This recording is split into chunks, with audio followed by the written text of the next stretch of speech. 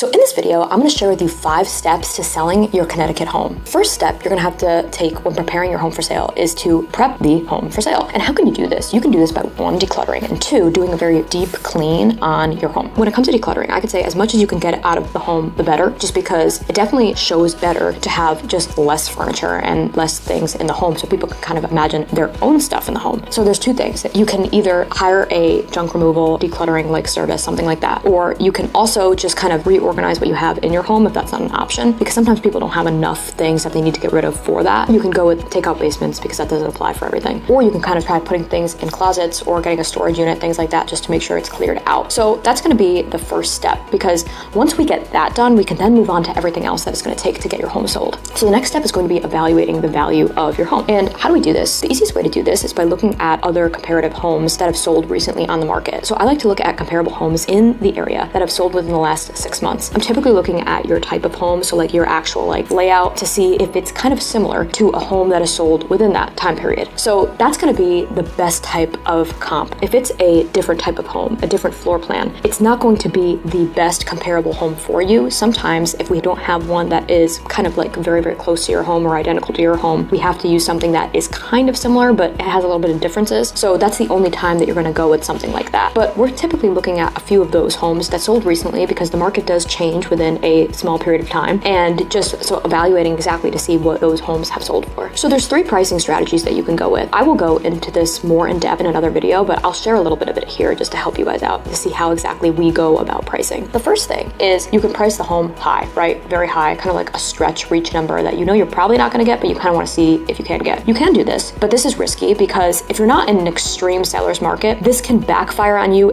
very, very quickly. And the reason why is because you can try to have it at that number and see exactly what traffic that you get in the first 2 weeks. If you're not getting any traffic within the first 2 weeks, by traffic I mean any showing requests, any really views online, and just no interest whatsoever, then you are 100% priced too high. What you could do is wait it out and try to see if anyone comes around maybe a few months down the line. However, days on market, so the amount of time that your home is actually listed on the market for sale, is so crucial when selling your home, because the more that your days on market accumulates over time, the less money you're gonna get for your home. That's just how it is, unfortunately. You have that option. So then you can price where the average price, where the market is basically saying your home is worth. So in this option, you're basically saying that you think that your home deserves this price, but at the same time, you might not have that much room for negotiation or things like that, but you plan on getting this price. We typically recommend to give yourself a little bit of room for negotiation, just because typically that's how you're gonna get a deal done. It's very rare when you're pricing at the average price, like the middle part, and you're getting a bidding war, or you're getting people coming in right the price that you're asking. Just to be honest, it's pretty rare. So the last strategy is to go with a price that's a little bit lower than what the comps are saying in the neighborhood. Now, when you go with this strategy, 2 things are gonna happen. You're gonna get a bidding war because the price seems low for what it is, so you're gonna drive more traffic there. Or you're not going to get a bidding war and you might get 1 offer. If you get 1 offer, that means that the price actually wasn't low, and that is actually the average price. You just thought it was this number when it actually was this number. If we get the bidding war option, that means that it was priced low and the price is gonna be drived up to here anyway. So when you're pricing here and it's the bidding war comes, it drives up to this price and then gets you maybe even closer to this price than pricing here would have. Typically, if you want to be really, really aggressive and get your home sold fast, that's going to be the quickest way to do it, and you actually might end up with more money than if you started here. There are 3 unique pricing strategies, but this is what we typically break down for each one of our clients and say, okay, which one works for you based off your timeline and your wants, and when it comes to you wanting to get the highest price. Because strangely enough, sometimes going with this one can actually get you more money than anything else. It's because it looks like you want to sell and you're driving demand with multiple people seeing the home at the same time and going through a bidding war. Demand is everything. Everybody wants what they can't have. That's just how it is, unfortunately. That's typically how we handle pricing. Like I said, I'll go more into depth in a separate video with this, because we do have very, very specific examples on this, but this is going to be overall how to get your home priced for the market that we're in right now. So the next step is going to be just to start marketing the home with your agent. Every agent handles marketing different, and we do have a very specific process of what we do. And again, that's going to be broken down in a very specific video talking about listing marketing, but you're going to be putting it on the market. You're going to have your photos, you're going to have video. If you have video, all the content plan around your home should be illustrated with your agent. All things like that to make sure that, okay, what are they doing to actually get your home sold? I think there are a lot of agents out there that just kind of toss a home on the market and kind of just wait to see what happens. I think that couldn't be a worse strategy. You have to be proactive. You have to be getting out there, even if it's just sharing the listing with other agents in your office, sharing the listing with email campaigns, marketing campaigns, doing things like that. You have to do something to really get this in front of more eyeballs, because on all these websites that all these listings go out to, there's so many homes listed on there every day. Sometimes homes can just really, really great homes can just get lost in the shuffle because there's just so much going on these websites. You have to do a little bit more to get your home in front of these other eyeballs out there. So now at this step, let's just say that you have a offer on the table, or hopefully multiple offers. What we would do now is just review and start negotiating between those offers. So that brings me back to sometimes why this strategy to low price point can work really well, because if you are here, typically if it's done right and that is like an actual good price, then you will have multiple offers to go through and multiple negotiations to go through to then drive the price up. But sometimes you're just at that one offer, which then you can kind of go back and forth and negotiate and work something out to make it work for both of you guys as well. So then you're going to get it wrapped up, and then you're going to get to the next step. So the next step is then just going to be to sign contracts and then work towards a closing. So if they're getting a loan, you're going to be going through that appraisal process. If they're doing a home inspection, that's going to be done typically before the contract, but it can also be done after the contract is signed with like a contingency period as well. So you're just going to get everything you need to get done to get closer to the sale of your home. So this is also going to be done with an attorney at this stage as well. So an attorney working with your agent and then also working with any lenders that are involved in the process as well. So that's going to be 5 steps to selling your home. Now, of course, there's going to be very, very specific nuances and things that are going to be very, very like relative specifically to you. And of course, we always would like to break down like your specific questions, because this is very general, but at the same time, it is kind of like the skeleton of what it takes to really sell any home. If there's any specific questions that you have or something that you feel like we didn't touch on in this video, please share it in the comments, because as always, we love hearing from you guys.